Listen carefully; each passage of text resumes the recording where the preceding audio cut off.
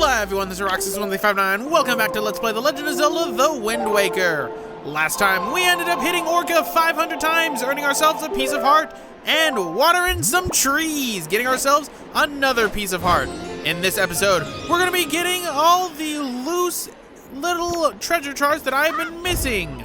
So, starting off, we are at the Forest Haven, at the highest point in which you can go inside the Forest Haven, and we're going to float on down towards our first treasure chart, which is treasure chart number 3, I believe.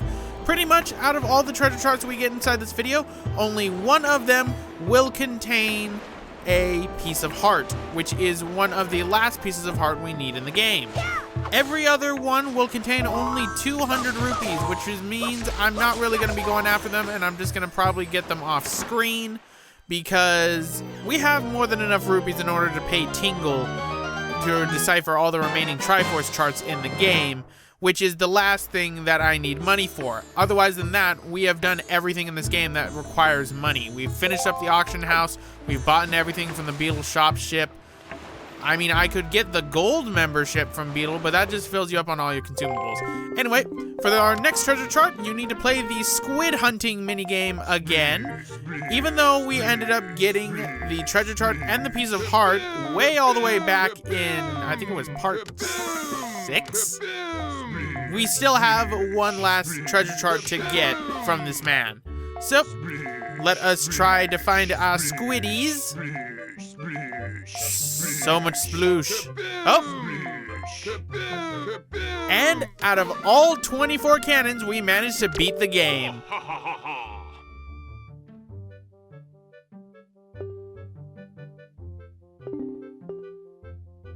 Hooray! Yay!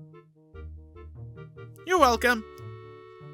I love this man and his portraits. They are excellent. Sadly, this is one of the last times we're going to talk to him, although we do have to redo the cannon minigame. So, that is another treasure chart. So, what is our next destination? Our next destination is Crescent Moon Island. Now, if you remember, I went to Crescent Moon Island all the way back before we went to the Tower of the Gods. I remember the Tower of the Gods like it was yesterday. I remember also doing dungeons in this game like it was yesterday. Roxas, when are you going to get back to dungeons? After this episode, we're getting to dungeons and more plot stuff. I promise. And that's only because I can't do any more side quests. But, welcome to Crescent Moon Island, ladies and gentlemen. I probably should have grabbed this treasure chart while I was here. But, also, there's a blue chew here. But there's not just one blue chew. There be 2 blue chews. So there are 2 blue chews here, giving us a total of 5 chew jellies. Now, I should mention, I will also be showing in this video what happens when you grab 15 blue chew jellies. I'll be putting in the description where exactly I got 15 blue chew jellies, because it turns out there are 23 blue chews here. Pretty much all of them are from islands that we've already visited. Rock Spire, Horseshoe, Bird Peak Rock. All the fairy islands have one of them. So really, it's just me. I missed them and didn't cause them to spawn. Actually, there's also one on Paw Print Island as well. So I won't be showing the exact locations of the blue chews, but I'll be putting them in the description, only because that would make this episode a lot longer than it needs to be. But here we are back on Windfall Island, riding the gondola down to where there's a lip on Lenzo's shop. You might remember that this lip was here beforehand, but this is going to get us to 2 treasure charts. So let us play the Song of Passing, because we're going to need to have it be daytime for both of these songs. Both of these treasure charts, sorry. I'm still getting I think I'm still a little bit sick, so my mind's a little bit fuzzy. Shouldn't have touched fuzzy. Got to dizzy. But welcome to the other side of the gate in Lenzo's shop, where there is another treasure chart.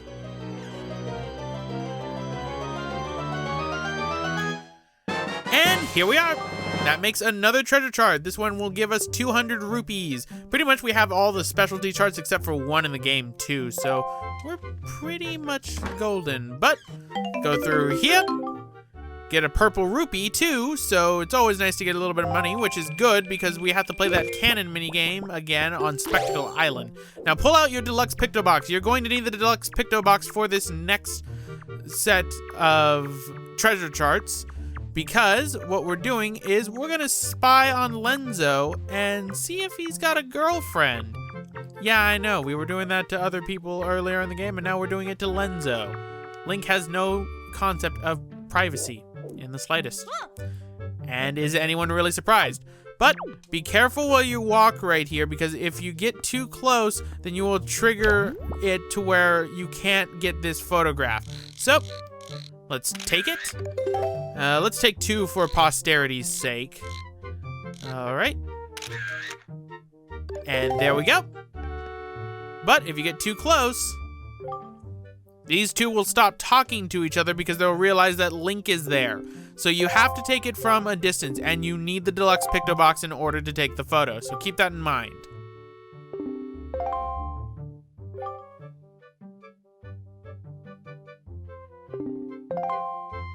No, I'm not. So who do we take it to? We take it to these 2 ladies right here in front of Zuri's stall. What you have to do is you have to talk to these ladies twice in order to get the side quest in the first place. I already know what to do when it comes to the side quest, so I already have the picture. But right now, they're spreading gossip about Miss Mary. Hey, I gave her 64 of those gaudy necklaces, thank you very much. And she gave me a cabana deed for only 20 of them. I know, I'm still figuring that out myself. But let's talk to them again, because now they are talking about our master of photography, Lenzo. And I was correct, his name was Lenzo. I'm surprised I actually remembered his name out of all the people. Everyone has a name in this game, I just don't remember it. But let us show them the photograph. You know, that is twice I have made that near Freudian slip.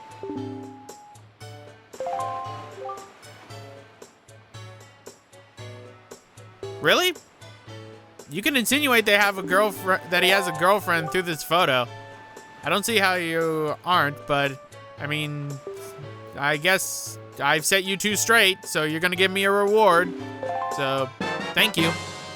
So, that makes another treasure chart obtained. So where are we headed to now? Next up, we're heading to Cliff Plateau Island, which is to the east of the Forest Haven. If you remember, this is where we ended up watering one of the Deku sprouts beforehand. I just didn't grab this treasure chart because Roxas forgot that the treasure chart was there.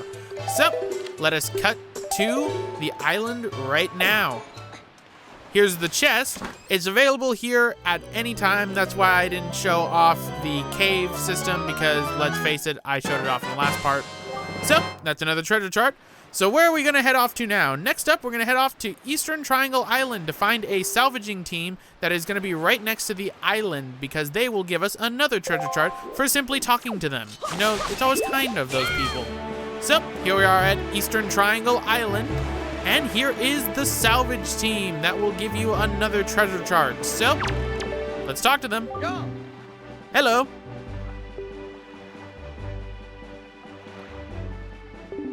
Well, not anymore.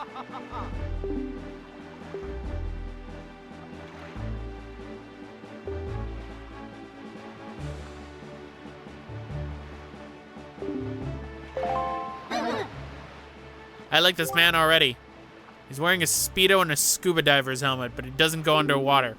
I wonder if there's actually a head underneath that model or not, because I remember in Super Mario Sunshine for Il Piantissimo, there's actually the Running Man's texture underneath the helmet. So, is there one for this guy? Who knows? But what I do know is we have another treasure chart thanks to this man and his Speedo. Thank you, Speedo Man. I thank you. And I believe you have to take a picture of them in order to get a trophy too. They're not a missable trophy, but yeah, that's gonna be a fun trophy to get.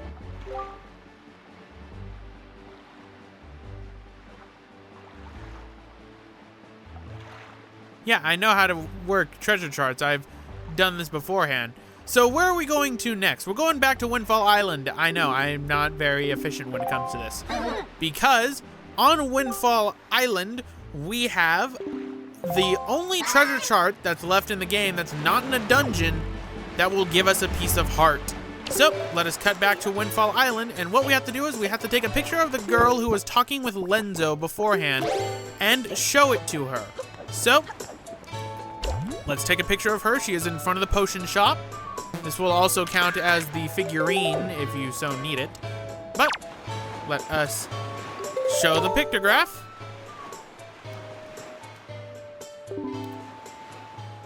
Somebody's a little bit vain.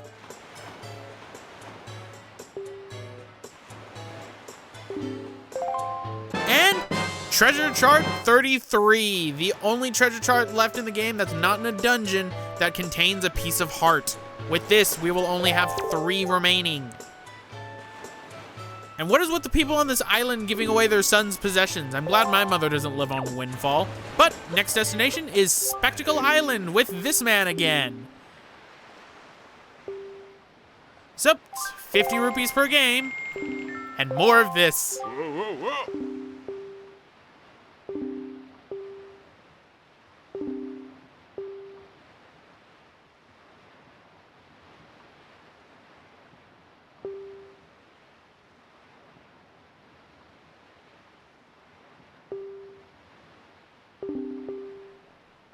Yep, I got it.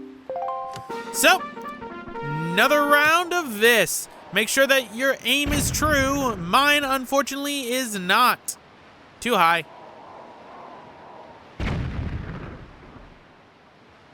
Too high. Just right. All right, let us aim correctly. You could tell that I wouldn't keep this one in unless I got this one correct. So, that's 2. This one's pretty far out.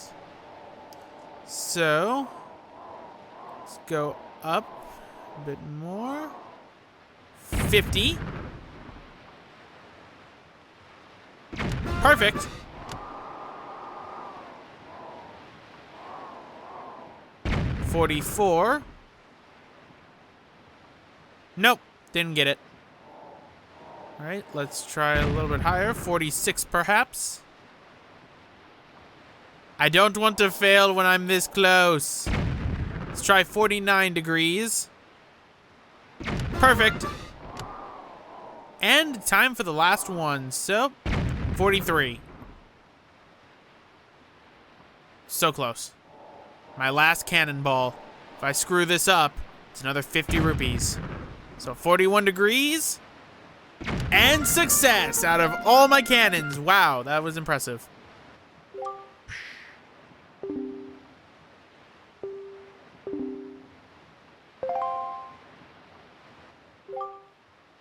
I love that he just grabs his side when doing this.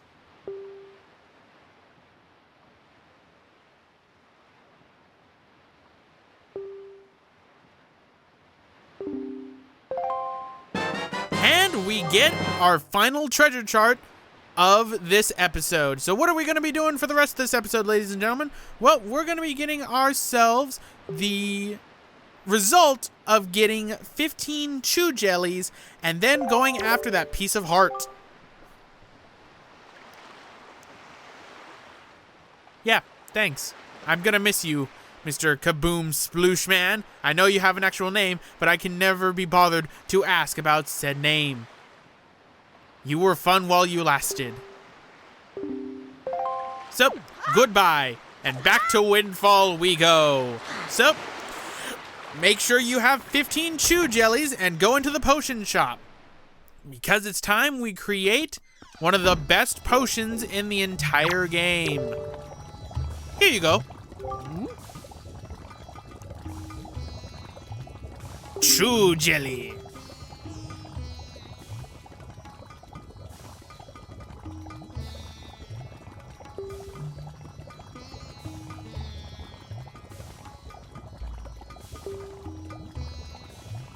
The game is afoot.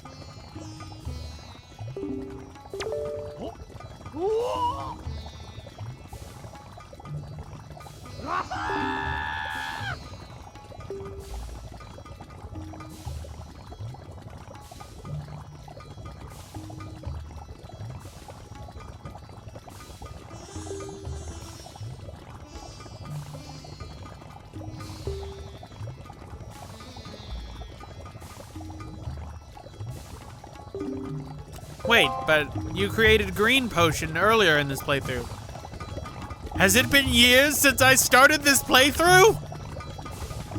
Link's a lot older than I thought he'd be. Well, it makes sense considering how much time's passed in between me and my fucking around.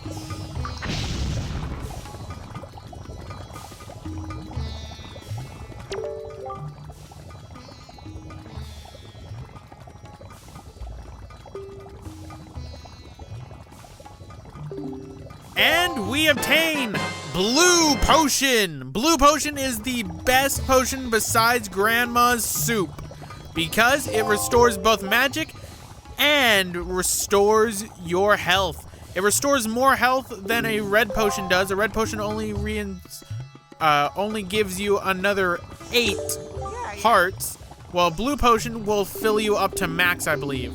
So Blue Potion is good. So make sure, pretty much this is the ideal carrying one. 1 fairy in case you end up dying, 2 blue potions, and Grandma's Soup, which has 2 servings of it.